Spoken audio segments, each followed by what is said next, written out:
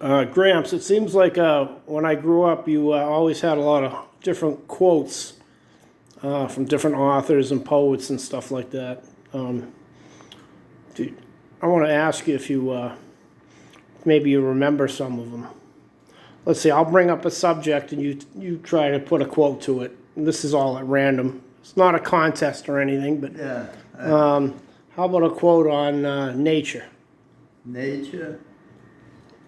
Well, when I said what will be, covers almost everything. Right.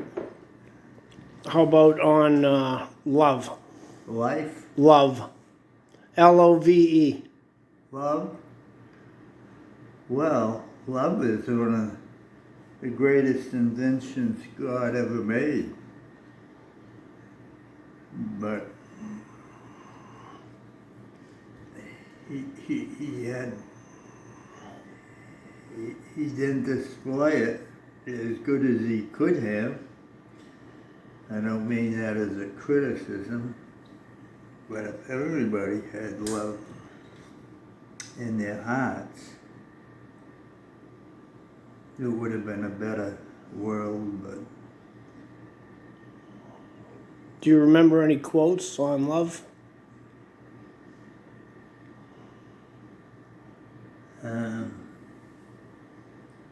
no, but I know where to find them. Where is that? In the candy. When I was a kid, they used to have a heart and used to have quotes. Oh, nice. Yeah. You also told me you told a lot of jokes, and even to this day, you still come up with some that I haven't heard. Jokes? Jokes, yeah. Tell me the joke about the German or Russian general. Oh, yeah. Well, two Russian generals. Okay. One was from the elite section and was a multi-billionaire. And he went in the army, and all the other generals were jealous of him because they knew he had billions and billions of dollars. And there was one general that pointed out to him that he was a Russian general and that they had the same ranking in the Russian army. And the billionaire got sick of listening to him, and the poor general said, "There's one thing," he says, "I don't understand. We're all equal, but when we drink in here," he says, "we go out and we piss in the snow." He says, "I hear me peeing, but when you pee, I don't hear anything." He says, "I'm pissing on you, you peasant."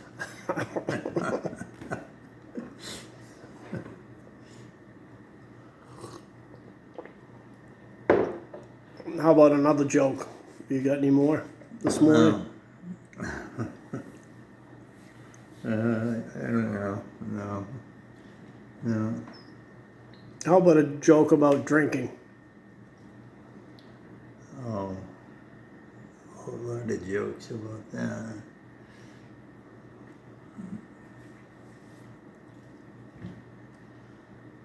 Yeah. A lot of expressions. He's fallen down drunk. Fallen down drunk is an expression.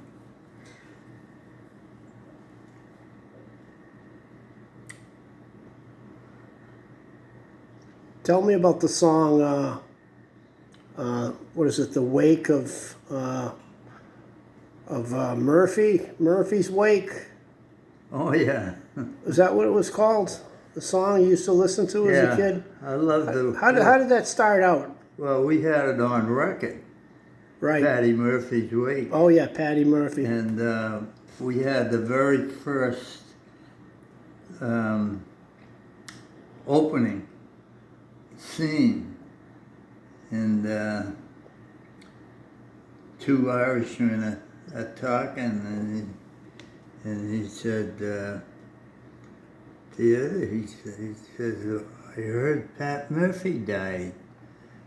And he said, yes, he did. He says, and how did you hear about it? He says, well, he says, we were home one night and up the stairs, clump, clump, clump, we heard, and is this where the Pat Murphy, is this where the widow Pat Murphy lives? And the guy says, Mrs. Murphy's here, but she's no widow. And he says, wait till you see what they're carrying up the stairs.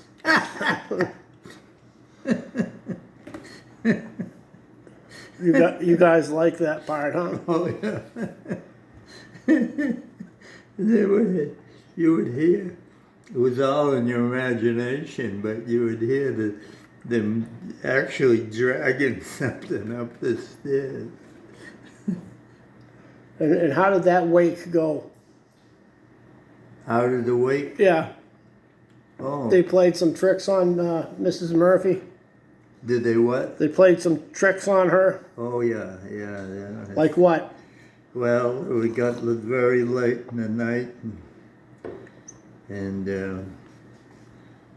she wanted to go to bed, and then it was quarter after 3 in the morning, and they were still up keeping her awake, and the clock was on 3, and they told Mrs. Murphy it was 9.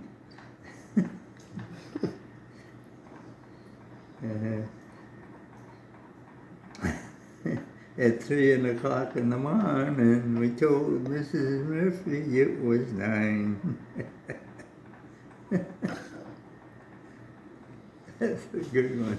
Yeah, that's very funny. Did you ever go to an Irish wake? Not like that. That's completely fictitious. Mm-hmm. Now, when you grew up in Somerville, there was some gangs around, right? Or what? Gangs. Gangs? Yeah, gangs of hoodlums. Well, every corner had a gang. Yeah. So. But there's one gang that I've read about and we're all kind of familiar with, and I think it's called the Winter Hill Gang. Yeah, but they talk about Somerville, but Winter Hill, when we were kids, was the better section, but was the better section of town.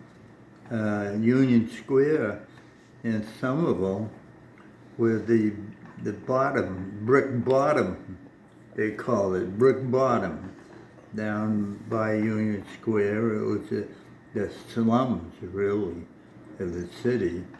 And the amazing thing is that the Winter Hill Gang became famous because of the Bulgers, but anybody that knows Somerville knows that Winter Hill was a nice area. It was like Harvard Square. Right. It was like Harvard Square, you know. Right. In fact, on Wednesday mornings, there was ash barrel pickup from all the city trucks, and people put barrels out in front of their house. And we went fishing on Wednesday, early Wednesday morning. And every house along the line would have the garbage out on the street. But we used to go up to Harvard Square, and we thought the people up there were rich, and they might throw out something that we were interested in, like an old clock or something like that, or a vase or anything. Right. When you were growing up, you had a friend that was later, I believe he was in the Winter Hill Gang, and historical records, say that he was the toughest man anywhere, and they called him the Ox. And you grew up with him and his brothers and his family, and and this guy that they describe as being the toughest guy in Boston. You grew up with him. You used to fight with him all the time, didn't you? Oh yeah, we were best friends. He was.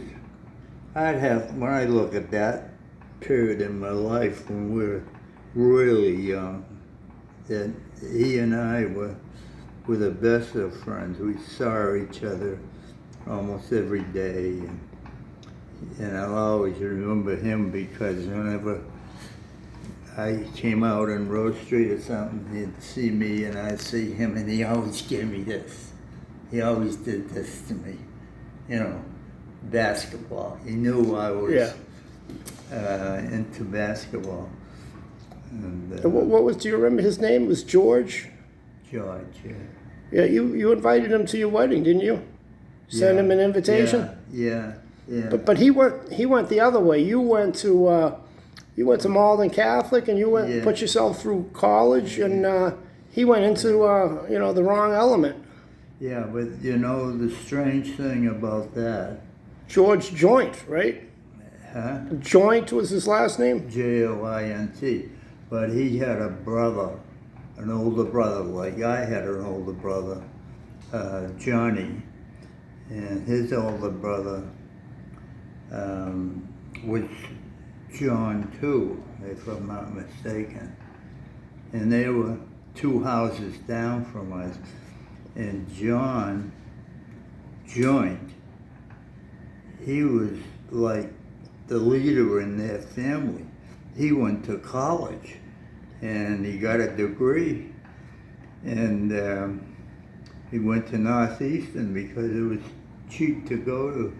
And the rest of the family, Bobby, who was the next one in line age-wise, and then there was George, and then there was Nancy, who was a girl, and she was a very nice girl. Everybody loved her. And this is just growing up. But Bobby, for some reason, didn't follow his older brother, who was only 2 years older.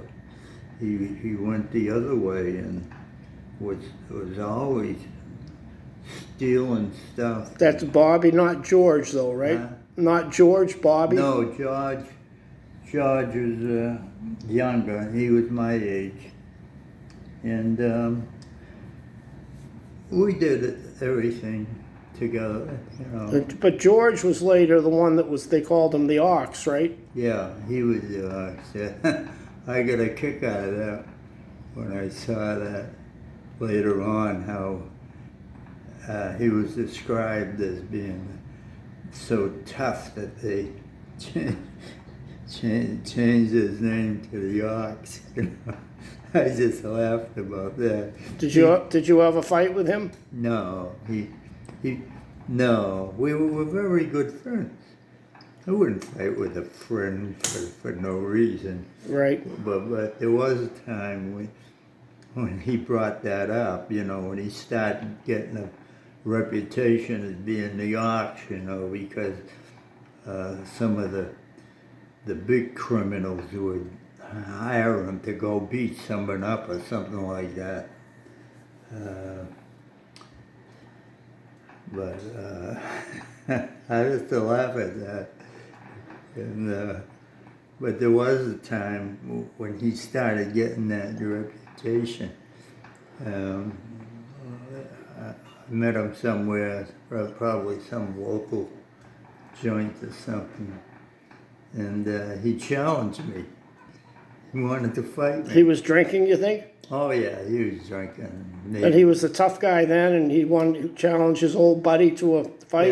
Yeah. He And you must have been afraid of him, were you? No, that was a... You must have been. He was the ox. No, but he... I knew that ox was bullshit. I'm not saying I was tougher than him, but he knew I would never back off him. He would never scare me. He knew it too. And so did the fight ensue? Huh? Did you have a fight? No, we didn't. No? You just laughed about it? I did, and finally he laughed too. Yeah. Because he knew it was kind of nice in a way, because he knew me and I knew him. Right. You know, that he was no tough guy. He was just as nice as his brother John, who Jackie went to Northeastern, and when his brother Jackie saw me, you know, right in the neighborhood, that I went to Northeastern, and he knew that I'd have to pay for my books, and I paid for everything. Do you, I read that the Ox, there's some stories about a rival gang and how the Ox was, he was killed and he was buried somewhere, I don't know if it was in Malden or somewhere, and I don't know if they ever found his body, but how did you feel when you first found the Ox? George Joynt was, the gangster and the tough guy had been killed. Do you remember that moment? When you found out he was killed or missing, or? Yeah, he was missing for a long time. And then I guess his reputation was pretty well known, but I didn't have anything to do with that. And he knew it. Right, and he never tried to get you in the gang? No. In fact, I specifically remember him. I ran into him, and he was with some of his buddies, gangster buddies, the tough guys, supposedly, but they were never tough to me. I mean, I wouldn't hesitate to go in the ring or have a fight with them or anything, and but because they know I wouldn't back down, and also that I had brothers that were older than me and things like that. Right. And there were some kids. I was one of them, and he had 5 brothers. You just didn't cross them. I specifically remember one guy not beaten up, but starting a fight with me, and I remember another kid about the same age, maybe with 10 or 12. Come up behind him and said, "You better cut that out. He's gonna tell his brother on you." And that was it. Nobody wanted it. You kind of told me a funny story about this George Joynt, that when you got married in 56? Yeah. And you're still married, and my mother's still alive, and they're both still married, obviously. And this George Joynt, who was a childhood friend, and you knew he was a gangster now and everything, but you were inviting people to your wedding. Yeah. And you wanted to send him, this George, the Ox Joynt, you wanted to send him an invitation. To And our wedding. you know, I he did. seems like a really sweet guy from what you're talking to me about. You know, different than what was portrayed. He was portrayed, but Oh, but no. what happened with the invitation? Well, Mom and I were writing them out, and I said, his name's George Joynt, you know. And of course, by then his reputation was pretty bad. But I never paid attention to that. I just knew him as I was in the 8th grade with him, the 9th grade with him, but then I think he either got kicked out or something like that. And he liked me, and I liked him, and we were always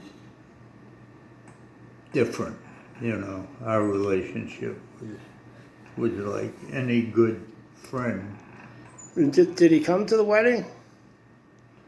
Did you ever hear from him? Or? Mom had a dispute about that somehow, about the name, first name. And, Right. I don't know whether I think we did send an invitation to him. He would have expected one, I'm sure. Right. Now was he in the gang with Whitey Bulger at the same time? That was later on. Later on. No one heard of Whitey Bulger at that time. He was not a big shot around. No, not at that time. But Right. later on, it turned out that it was proven he killed people. Yeah. And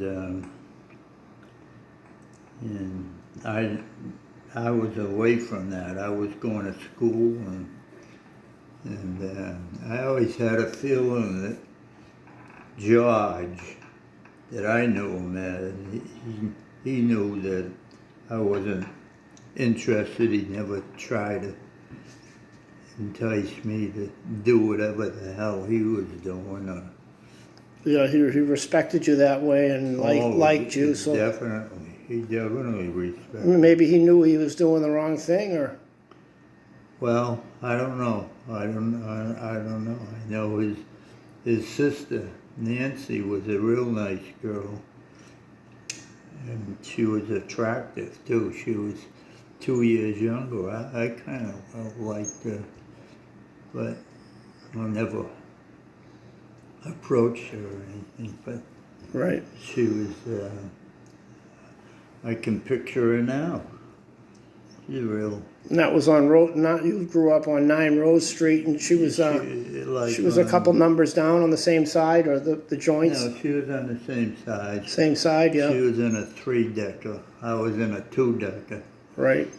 And as I remember, she was on the corner, and her father knew my father. Was the father a tough guy, or? No. None of them were tough guys in the family. Just.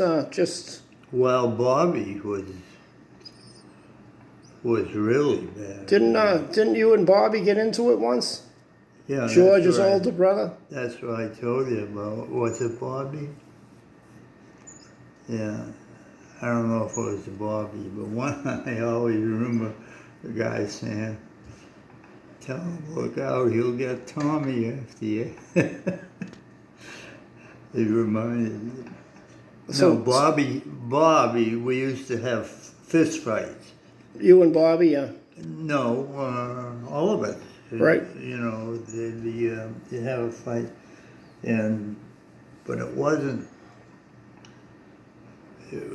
a real fight. You know, we'd just fight and maybe box a little and not really wanting to hurt the guy. But I remember getting in a fight with him, and jeez. With Bobby, it wasn't just a fun fight, huh? Oh no, he hit me hard. I'll always remember that. Ooh, boy. And he was a big kid too, or? No, he was 2 years older. Yeah, he was older, but you weren't afraid of him? No, I know if he gets hurt, he's gonna really hurt. Right. It did hurt. But I got in with them, I did my best, but, Is it, you got in a lot of fights too, didn't you? yeah, but some of them weren't. Now, when you got older, you had some false teeth put in because, because you Yeah. lost your teeth. You Yeah. told me once that there was a fight in a local bar, and you had just gotten your teeth, Yeah. and you were drinking, and you told me that you didn't want to break the teeth, so there was a guy standing there, and you took your teeth out, and you said there was a fight going on. You wanted to get in it, and you asked the guy if he could hold your teeth for you, so you could go in the fight. Is that a true story? Yeah. Do you tell me? I remember taking them out if I was in a bar or somewhere and there was a fight. Oh, it happened more than once? Huh? It happened more than once? No, but I just got the teeth and near my front teeth, and I remember there was a fight there. I don't remember if I got in it or about to get in it or what, but I remember protecting my teeth. Took them out and put them in my pocket.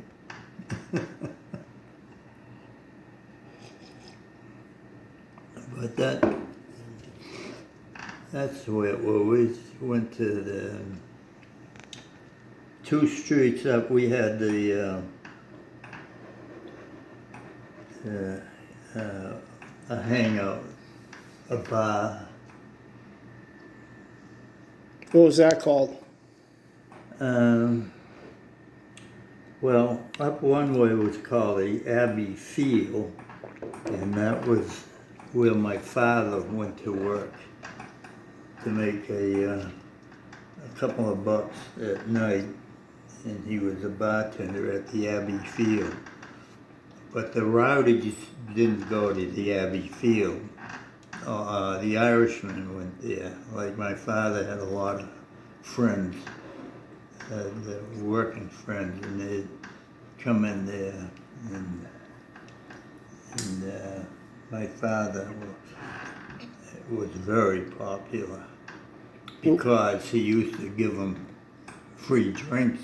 Right. And then I thought it was funny when I was a kid, and we used to go into Somerville, on the weekends or every other weekend, and we'd sit around, and every once in a while, you would be sitting around, and somebody would knock at the door. I don't even know if they would knock, but I remember this one man, kind of well-dressed, he came in, and he just walked into the house, and he said, "Hi, Mike," to your father. yeah. And your father said, "Hi," I don't remember the guy's name, but your father just went over to the, got a bottle of whiskey, and Went in the pantry and reached down and blew out a bottle of whiskey, and it was all. and he said, I think he said, "Do you want a highball?" or something like that, he called it. Oh, he didn't ask him. He didn't just ask knew him, right, they were yeah. there. Yeah, so he poured it to him. He poured him a drink, and he handed it to the guy, and the guy drank it right down. And then the guy just said, "Thanks, Mike," and he turned around and he left. That was it. There was no Yeah. conversation at all. No. It's like no. he just stopped in for a drink. I never remember. I think that was O'Brien was his name. I don't know who the hell he was. But they weren't friendly together or anything. He just, No, but he knew him from the bar or something like that, and that's the way it was. He just come in, and my father would go in the pantry and pour him a shot, and he'd come out, and when he wanted to give him another one, the guy would say, no, Mike, that's all. He'd put his hand on, that's all, and then he'd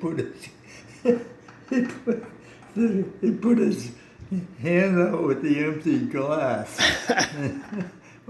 While he was saying to him, no, you gave me enough.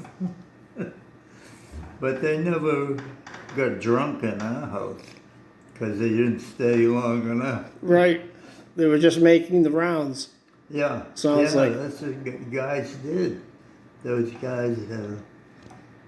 Now, Grandpa talked with an Irish brogue, Yeah.